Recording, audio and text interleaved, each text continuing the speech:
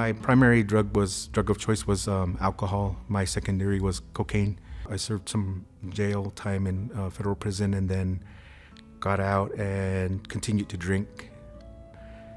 And so on Thanksgiving weekend of 2014, I went to go check in with my probation officer, and she did a breathalyzer on me, and I was busted. Interestingly, I was assigned to the only federally recognized tribal federal probation officer in the Tucson sector. And so she understood. And her words basically changed my life. She said, "Dwight, I'm going to give you 48 hours to decide what you want to do with the rest of your life, or I'll decide for you." I've been sober ever since.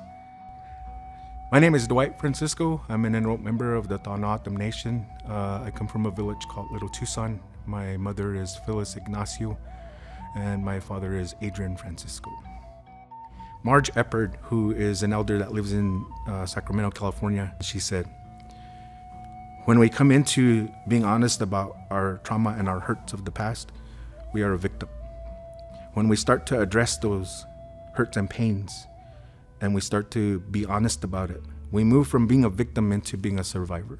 In survivor mode, we learn how to heal from all of those things that we kept a secret, that we hid from, that we tried to drink and drug away. But at a certain point, we learn how to tell our story, just like I'm doing right now, and we move out of survivor mode into becoming a warrior. And what a warrior does is they go and they share their story with the intent of helping others to heal as well. That's what my purpose in life today is." GONA stands for Gathering of Native Americans. It's a culturally grounded workshop based on the connection of four concepts, from beginning with the sense of belonging, which flows into mastery, and then interdependence, and ending with generosity. It's rooted in cultural strengths that guide the participant in a healing journey to address: how do I fit in? How do I talk about some of the hurt and pains of the past? How do I heal from them? And then how do I continue my journey celebrating the life that I get to live today? The GONA program is powerful because the elders created this program, and they relied heavily on their traditional knowledge. The intent was to help our people heal. Sometimes it's the time and the place where we talk about various forms of abuse: physical abuse, sexual abuse, mental abuse, neglect, abandonment, other social ills like suicide,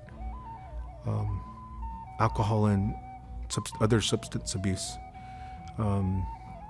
difficulties and challenges with identity, interconnection as a form of disconnect, the variety of ways that our families suffer family dysfunction, lack of communication, lack of compassion.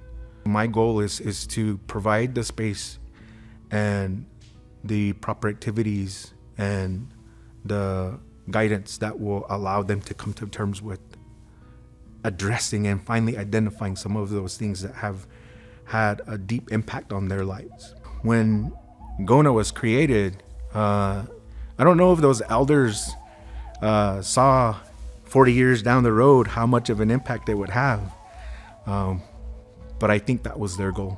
I think it was their goal for us to have what we have at the Phoenix Indian Center.